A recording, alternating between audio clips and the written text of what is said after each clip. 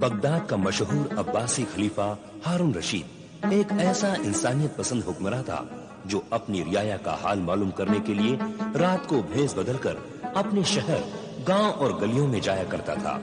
इस तरह खुशहाल और जगमगाते हुए बगदाद के अलिफ लैलवी दिन और रातों से बहुत सी अजीबो गरीब हैरत अंगेज दास्तानों ने जन्म लिया। एक दिन भेष बदले हुए खलीफा हारून रशीद एक गली से गुजर रहा था।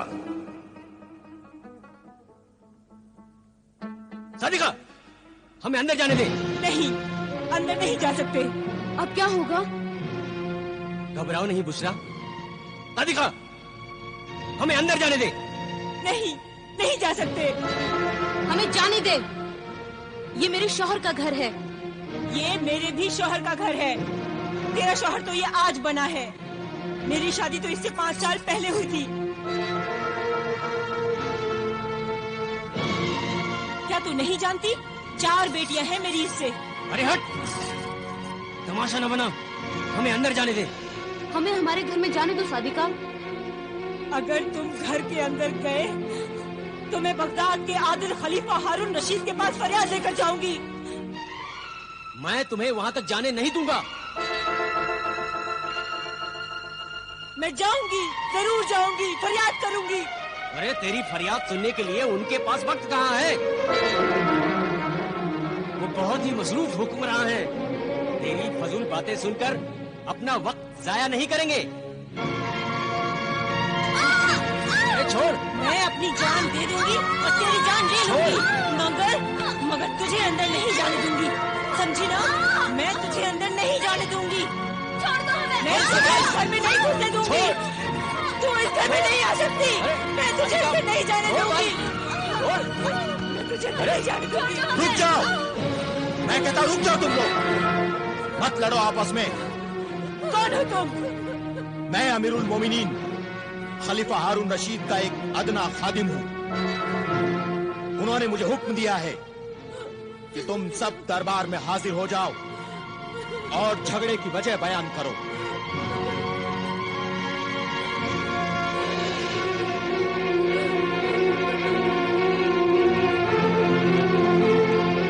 बयान कर फरियादी ज़ौजे रफीक, बयान कर।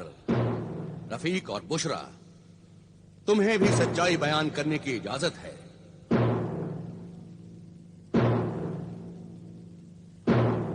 आखिर इस लड़ाई की बुनियाद क्या है? इस झगड़े की बुनियाद है दूसरी शादी। मेरे शौहर ने दूसरी शादी कर ली है। अमीरुल मोमिनीन। अमीरुल मोमिनीन, हमारे मजहब इस्लाम ने दूसरी शादी की इजाजत दी है। मगर किन हालात में दूसरी शादी की इजाजत दी है? अगर औरत बांझ हो या बच्चा पैदा करने के लायक न हो या फिर मुसलसल हमेशा बीमार रहती हो। और दूसरी शादी करने के लिए अगर पहली बीवी इजाजत दे तभी शौहर दूसरी शादी कर सकता है। क्या तुमने अपनी दूसरी शादी करने से पहले अपनी पहली बीवी से इजाजत ली थी? जी नहीं। तो फिर तुम गुनहगार हो। तुमने अपनी पहली बीवी पर जुल्म किया है और मजहब इस्लाम को बदनाम किया है। मगर इसमें मेरा क्या कसूर है अमीरुल मोमिनीन? कसूर है हुजूर, कसूर है, बहुत बड़ा कसूर है। ये भी मेरे खाविंद के गुनाह में बराबर की शरीक है।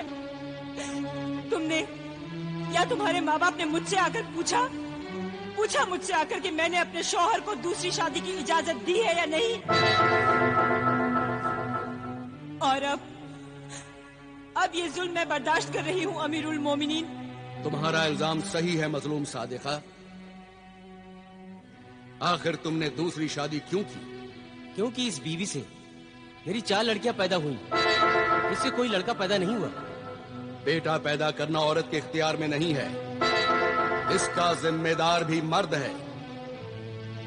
क्यों तबीब, हकीम, हाजिक और मसीहुज्जमा, आपका क्या ख्याल है? आपने बिल्कुल सही फरमाया हुजूर।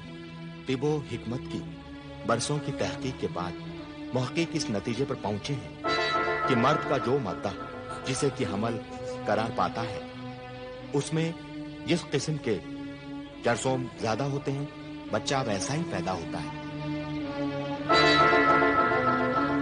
हुजूर, अल्लाह का जो निजाम है वो बिल्कुल सही है। बेटियां भी तो इंसान ही होती हैं। अल्लाह की कुदरत को निशाना बनाना मर्द के किरदार और ईमान की कमजोरी है। मेरे शौहर अपनी बेटियों को ना अच्छा खाने को देते हैं, ना अच्छा पहनने को देते हैं। वो इन्हें बोझ समझते हैं, वो इनसे नफरत करते हैं। तौबाह नऊजुबिल्लाह, अल्लाह तुम्हारी अक्ल पर रहम करे। बेटी से नफरत करके तुम जहन्नुम में अपनी जगह बना रहे हो। ऐ गुमराह पिदर, बेटी तो अल्लाह की रहमत और रसूलुल्लाह का सलाम है। क़यामत के दिन औलाद को बाप के नाम से नहीं, माँ के नाम से पुकारा जाएगा।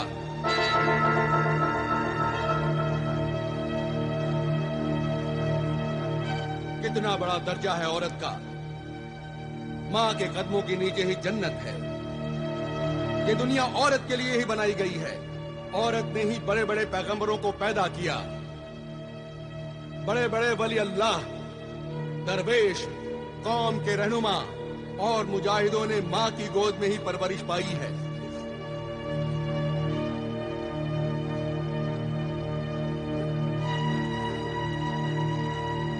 इन कौमों में औरतों को तड़पाया गया, जलील किया गया। वो कौमें भी जलील होकर तबाह हो गईं। दूसरों ने उन्हें अपना गुलाम बना लिया। और तुम ये कैसे भूल गए कि तुम्हें भी एक औरत ने पैदा किया है, और वो औरत भी कभी किसी की बेटी थी। मैं बहुत ही शर्मिंदा हूं। आज तक मैं बेटी को एक बोझ और फकीर समझता रहा।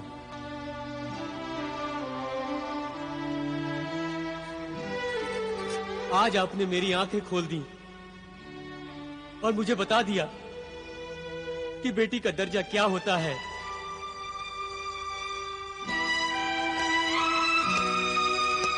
मेरी बच्ची,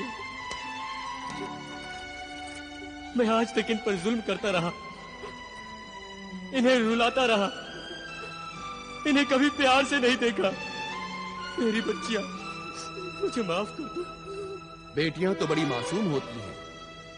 उनकी छोटी छोटी बातों का, उनकी जरूरतों का, उनके अरमानों का माँ बाप को ख्याल रखना चाहिए। अफसोस तो यह है कि औरत को खुदगर्ज मर्द ने अपना मोहताज बना रखा है। ये बेटियां बचपन में माँ बाप के सहारे पर, जवानी में शौहर के आसरे पर और बुढ़ापे में अपनी औलाद के रहमो करम पर बेबसी की जिंदगी गुजारती हैं। इसलिए मैके की मेहमान, मुसाफिर ये बेटियां अपने ससुराल पहुंचने तक खिदमत ही खिदमत करती रहती हैं। इसलिए अपनी बेटियों को खूब पढ़ाओ, इल्म और हुनर सिखाओ, ताकि वो मर्द की मोहताज न रहें और बेसहारा जिंदगी होने पर इज्जत की रोटी खा सकें। याद रखो, बेटों से ज्यादा बेटियां ही माँ बाप से मोहब्बत करती हैं। मुझे माफ कर दीजिए हुजूर, मुझे माफ कर दीजिए। मुआफी मुझसे नहीं, अल्लाह से मुआफी मांग। अपनी मजलूम बीवी और मासूम बेटियों से मुआफी मांग और जा अपनी बेटियों की बेटों की तरह परवरिश कर।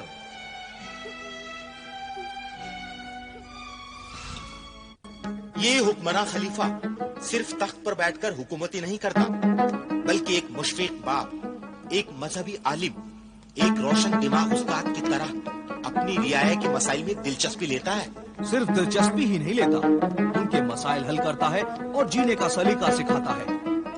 ये गरीब और अमीर दोनों का हमदर्द है। ये सुना है कि खलीफा हारून रशीद की बेगम आलिया जुबैदा को उनसे बड़ी शिकायत है कि वो उनके साथ ज्यादा वक्त नहीं गुजारती। ताज्जुब है। हुजूर अनवर, आज हमारी तबीयत थी कि हम आपके साथ उस नहर के किनारे चहलकदमी करें जो आपने हमारे लिए नहर जुबैदा बनवाई है। यकीनन हमें बहुत ही खुशी होती बेगम आलिया, लेकिन आज आप हमें मुआफ फरमाएं। शाम होने वाली है और हमें अपना फर्ज अदा करने के लिए महल के बाहर जाना होगा। आप जैसे फर्जशनास शौहर की बीवी होना तो हमारे लिए बाइसे फख्र है। और ये तो हमारे लिए और भी खुशी की बात है कि जो वक्त बीवी के साथ गुजारने के लिए होता है वो भी आप अपनी रियाया की भलाई और खिदमत में गुजारते हैं। इसके लिए तो हम वाकई आपके एहसानमंद हैं बेगम, जो ये कहकर आपने हमारी हौसला अफजाई की है। वाकई अगर शरीक हयात बीवी शौहर के जज्बात और उसके कामों में शरीक हो तो शौहर अपने नेक मकसद में जरूर कामयाब होता है। वक्त हो चला है मेरे सरताज, आप जाइए, देर हो रही है। न जाने कितने मौसम गुजर गए हैं, लेकिन हम आपकी सैरो तफरीह की ख्वाहिश पूरी न कर सके। वाकई हम बहुत शर्मिंदा हैं बेगम, खुदारा हमें मुआफ कर दें। नहीं नहीं, मुआफी मांगकर इस कनीज को शर्मिंदा न करें मेरे सरताज।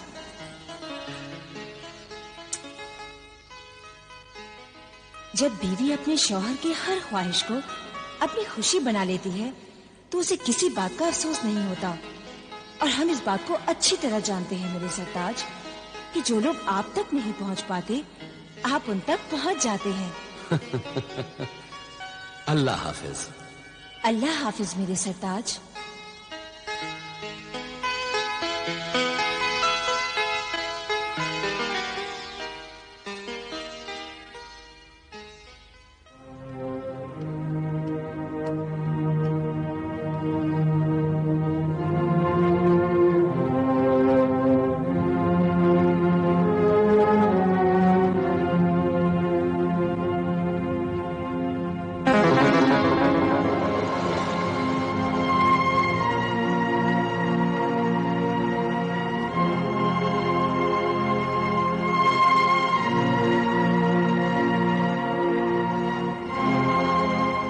चलिए वजीर आजम।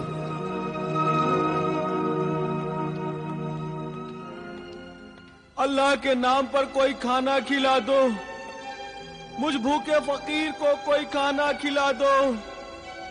मैं 3 दिन से भूखा हूँ, कोई फकीर को खाना खिला दो, नहीं तो मैं भूख से तड़प तड़प कर मर जाऊंगा। मुझे कोई खाना खिला दो, अल्लाह के नाम पर कोई।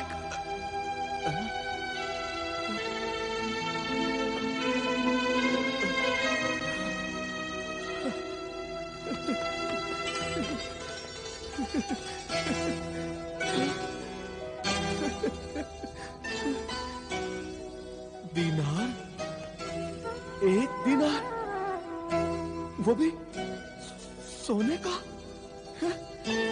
शुक्रिया ऐ मेरे मोहसिन सखी, तेरा बहुत बहुत शुक्रिया। अल्लाह तुझे खुश रखे। जाओ बाबा, नान भाई की दुकान पर जाओ और जो दिल चाहे वो खरीद कर खाओ। खूब पेट भरकर खाना खाना। शुक्रिया है मेरे सखी, तूने मेरा कितना ख्याल रखा कि तूने मुझे सोने का 1 दीनार दिया। तू चाहता तो चांदी का 1 दिरहम भी दे सकता था, मगर तू जानता है कि मैं 1 दीनार लेकर अपनी मनपसंद का खाना अच्छे से खाऊंगा और इसमें से जो रकम बचेगी वो मैं बचा कर रखूं ताकि मैं आइंदा भी भूखा न रह सकूं, पेट भरकर खाना खा सकूं। शुक्रिया मेरे मोहसिन सखी, तेरा बहुत बहुत शुक्रिया। मेरा शुक्रिया अदा करके मुझे शर्मिंदा न कर। शुक्रिया तो उस अल्लाह का जिसने मुझे इस लायक समझा कि मैं तेरी खिदमत कर सकूं।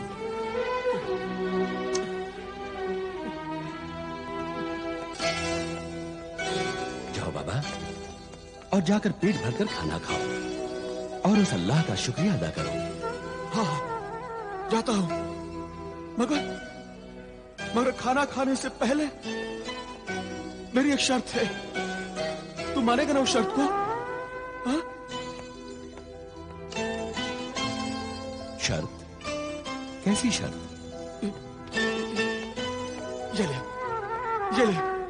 ये कोड़ा ले और मेरी पीठ पर 3 कोड़े मार। 3। जब तू 3 कोड़े मारेगा तभी मैं खाना खाऊंगा। क्या तू पागल है नाबीना फकीर? नहीं, मैं पागल नहीं हूं। मैं पूरा होशो हवास में हूं। ये कोड़ा ले और इस पीठ पर मुझे 3 कोड़े मार ले। जिसने मुझे भीख दी है, जब वो मुझे कोड़े मारेगा तभी मैं खाना खाऊंगा। नहीं, मैं तुम्हें कोड़े नहीं मारूंगा। मैं अपने हाथों से ये जुल्म नहीं कर सकता। जाओ बाबा और जाकर खाना खाओ। तो फिर ठीक है, मैं खाना नहीं खाऊंगा। जाओ बाबा, तुम हमें परेशान कर रहे हो। अरे परेशान तो तू कर रहा है मुझे। ये ले कोड़ा और मेरी पीठ पर 3 कोड़े मार। रहम कर, मुझ भूखे पर रहम कर। नहीं, मैं तुम्हें कोड़े नहीं मारूंगा। नहीं, तू नहीं मारेगा कोड़े?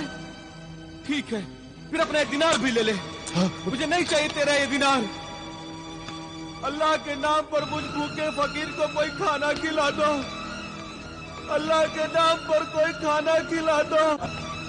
अल्लाह के नाम पर कोई खाना खिला दो। मैं 3 दिन से भूखा हूँ।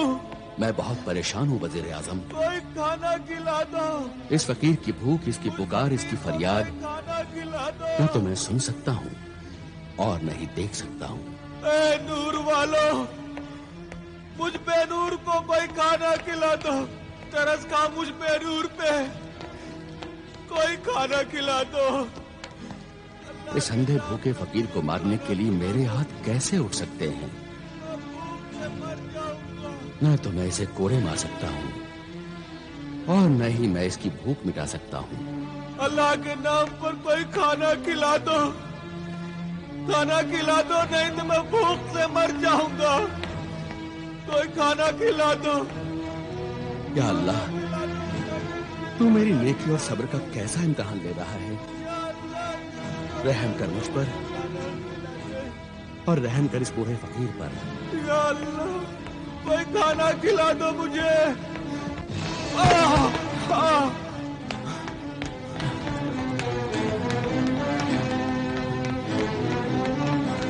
अरे बाबा, बाबा, बाबा, उठो बाबा। बाबा, कौन हो तुम? मैं एक तालिबे इल्म हूँ। बगदाद में जो कुतुबखाना है, वहां किताबें पढ़ने के लिए आया हूँ। अरे तुम वही हो ना जिसने मुझे सोने का दिनार दिया था? है तालिबे इल्म, इस बगदाद शहर में तुझे इल्म तो मिल जाएगा, मगर मुझ भूखे फकीर को रोटी नहीं मिलेगी। रोटी नहीं मिलेगी मुझ भूखे फकीर को। जरूर नहीं मिलेगी। अल्लाह के बेशुमार नेमतों से मालामाल बगदाद शहर में कोई भूखा नहीं मर सकता। उठ ऐ जिद्दी फकीर, मैं अपने इन बेगुनाह हाथों को गुनहगार बनाऊंगा। मैं तुझे कोड़े मारूंगा और तुझे खाना खिलाऊंगा। तो तू मुझे कोड़े मारेगा? शुक्रिया मेरे मोहसिन सखी, तेरा बहुत बहुत शुक्रिया। ये कोड़ा ले और मेरी इस पीठ पर 3 कोड़े मार। ले मार कोड़े। या अल्लाह, मुझे मुआफ करना। मार, जोर से कोड़े मार, तभी मैं खाना खाऊंगा। मार। या अल्लाह, मेरी तौबा है। अल्लाह, मुझे मुआफ करना। मार, दूसरा कोड़ा मार। मार मेरे नेक नफस मददगार, मार। तीसरा कोड़ा मार, जल्दी मार।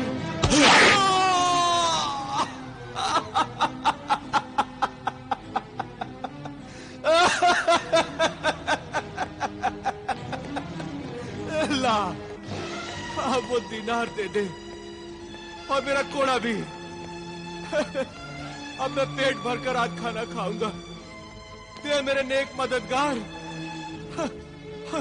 और वो कोड़ा भी दे।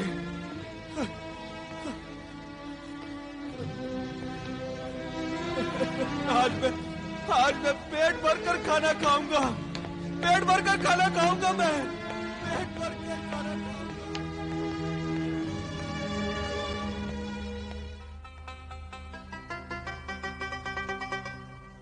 या अल्लाह, तेरा लाख लाख शुक्र है, तूने आज इस भूखे फकीर को खाना खिला दिया। 3 दिन लगे मुझे मेहनत की रोटी खाने के लिए। या अल्लाह, और मेरे उस मददगार की भी मदद करना, उस नेक दिल इंसान को हमेशा अच्छा रखना, उसके दिल की हर मुराद पूरी करना, इतना अजीज इंसान बनाना कि रहती दुनिया तक उसका नाम रोशन